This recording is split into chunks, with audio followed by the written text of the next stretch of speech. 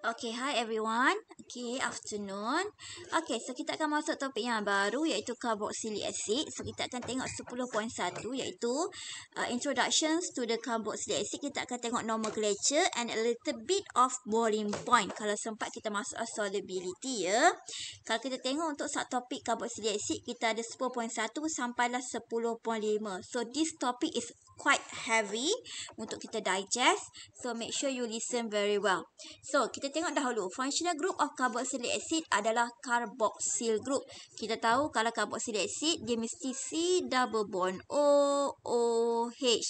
Dan kita bulatkan kita punya carboxyl group. So that's one adalah carboxyl group.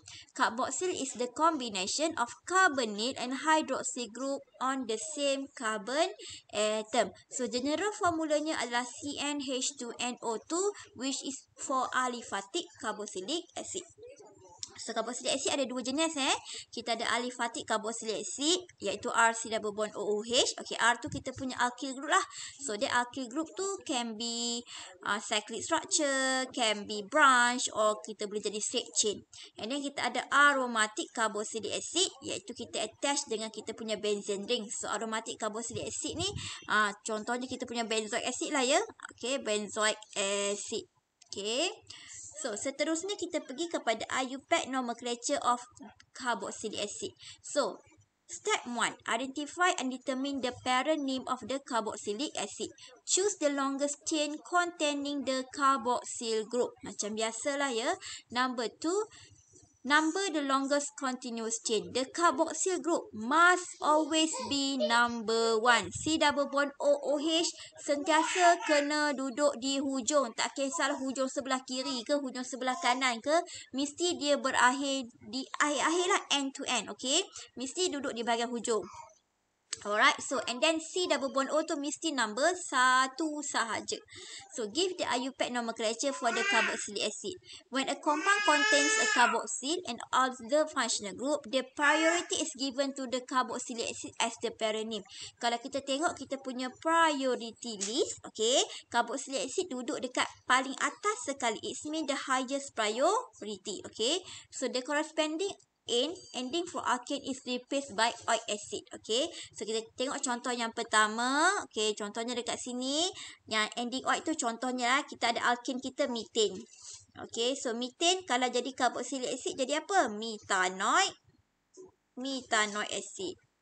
Kalaulah kita punya ethane jadi carboxylic acid, ethanoic acid. So now, this is the common name. Common name ni I nak you ingat especially formic acid.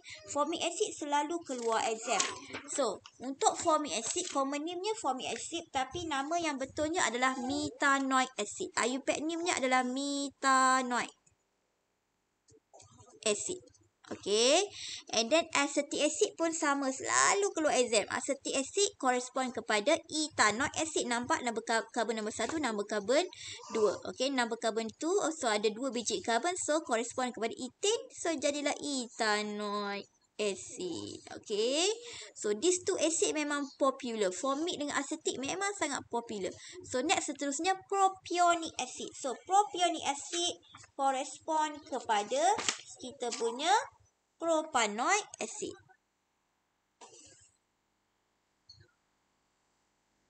Dan kita ada butyric acid. Butyric acid pun selalunya kita akan jumpa dalam exam. So this one correspond kepada butanoic acid. And then we have valeric acid which is correspond kepada pentanoic acid. Okay, so these 5 common butanoic acid, butanoic pula dah. These 5 common carboxylic acid memang soalan exam suka tanya. So soalan selalu bagi common name. Dan bagi common name suruh kita lukis pula dia punya structure. Kalau kita tak tahu formic acid tu refer kepada methanoic, macam mana nak lukis structure dia? Kalau kita tak tahu acetic acid tu refer kepada ethanoic acid, macam mana kita nak lukis structure tu? Tak boleh. So this one tulis besar-besar dekat sini. Sila hafal. Okay, make sure you ingat a little bit. So kita nak buat penamaan kita punya carboxylic acid. Kita tengok example yang pertama. Okay, macam I cakap pada you tadi, carboxylic acid tu mesti duduk dekat carbon number 1 saja. Nombor 1, nombor 2, nombor 3, nombor 4, nombor 5. So tahulah parentnya adalah pentanoic acid. And then ada position substituent pada position yang keempat. So 4-methyl pentanoic acid. So next, seterusnya, okay, yang ini nombor 2 ni. Okay, nombor 1, nombor 2, nombor 3, nombor 4, nombor 5. Tetap pentanoic acid, tetapi as you can see kita ada double bond. So dia akan jadi pentanoic, okay, acid. So double bond tu duduk position berapa? Double bond duduk position yang ketiga. So 3 pentanoic acid. So next, soalan seterusnya. Soalan nombor 3. Kita buat numbering. Nombor 1, nombor 2, nombor 3, nombor 4, nombor 5. Tetap pentanoic acid. Ini pentanoic sebab parentnya adalah alkane. Okay, pentanoic acid. Position substituent pada position yang ketiga dan juga position yang keempat. So antara bromo huruf B dengan M. Siapa datang dulu? B datang dulu. So 4 bromo, 3 methyl pentanoic acid.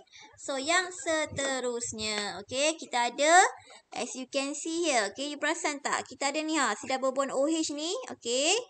Kat situ, oh ada OH kat situ juga. So sekarang ni, siapa yang highest priority? OH ke si double bond OOH?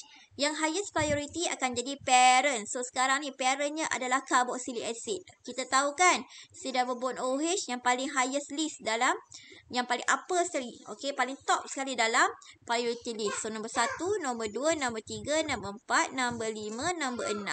So automatically OH kita akan jadi substituent. So ada 6 carbon, so hexanoic acid.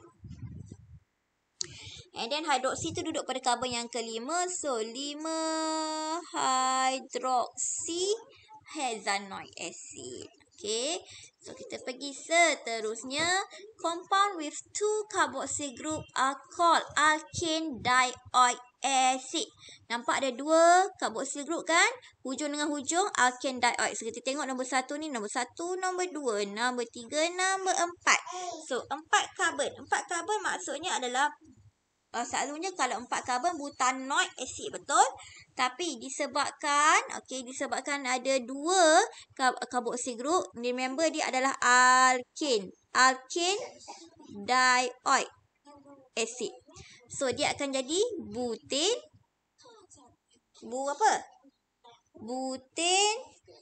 dioic acid. So ini nama dia, butane dioic acid. So yang ini pun sama, nampak? So nombor 1, nombor 2, nombor 3, nombor 4, nombor 5, nombor 6. So ada 6 dekat situ. And then ada double bond pula. So adalah hexene dioic acid. Okay. Position double bond bermula daripada position yang ketiga. So 3 hexene dioic acid. Tapi this structure as you can see adalah bentuk trans. Okay, that's why kat depan tu kena letak trans. So trans 3 hexene dioic acid. So next, seterusnya naming cyclic carboxylic acid. So bila kita nak namakan cyclic carboxylic acid, penamaannya adalah cycloalkane carboxylic acid. As you can see here, kita ada cyclopentane. So nama dia jadi apa? Cyclopentane. Lepas tu carboxylic acid. Macam tu je untuk cyclic ring kita punya nama. So yang next seterusnya tu kita ada cyclohexane. So nama dia akan jadi cyclohexane carboxylic acid. Nama dia macam ni je ya. Okay. So next seterusnya kita ada apa? Betul, cyclohexane. Okay, cyclohexane carboxylic acid kan. So ini parent kita, cyclohexane carboxylic acid. So ini nombor 1, nombor 2, nombor 3. So tulis dulu nama parentnya, cyclohexane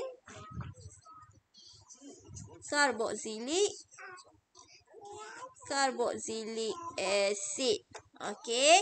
And then position 2 kita ada methyl. Position 3 kita ada bromo.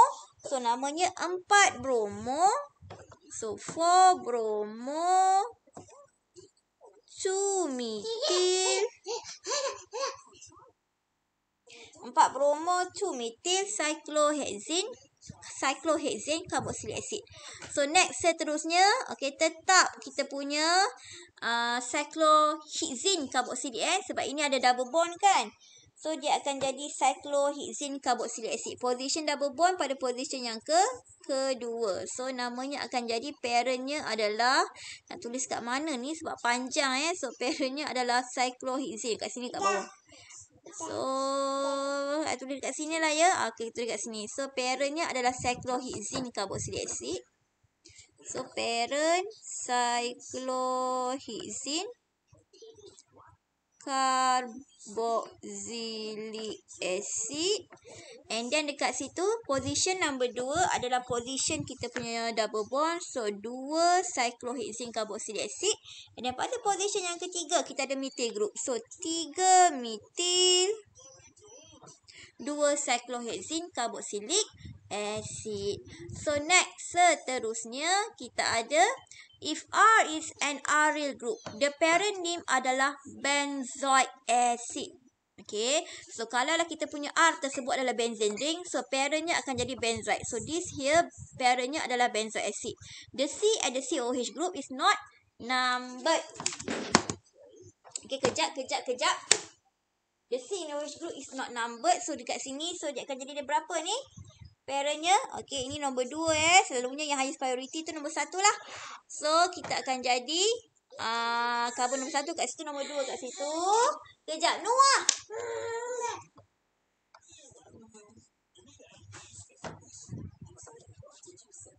So, parentnya dekat situ. So, akan jadi apa kat sini? So, dia punya parent benzoic acid. So, 2 bromo benzoic acid. Okay, so seterusnya yang ini. So, parentnya pun adalah benzoic acid. You buatlah dia punya numbering. Make sure chlorine tu duduk pada lowest numbered possible.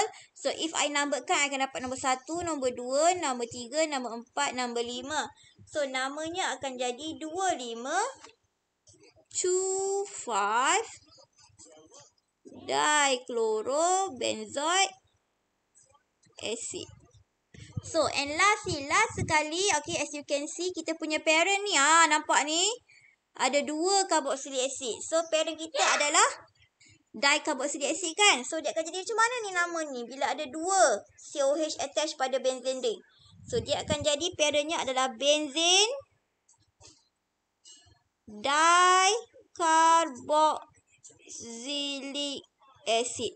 So, benzene dicarboxylic acid. Okay, positionnya ke berapa? Position nombor 1, nombor 2, nombor 3, nombor 4. So, it means dia adalah position 1,4 benzene dicarboxylic acid. And then, chloro pula duduk pada ketiga. So, 3 chloro. 1,4 benzene dicarboxylic acid. Okay, so sampai habis setakat itu sajalah nomenclature untuk carboxylic acid kita.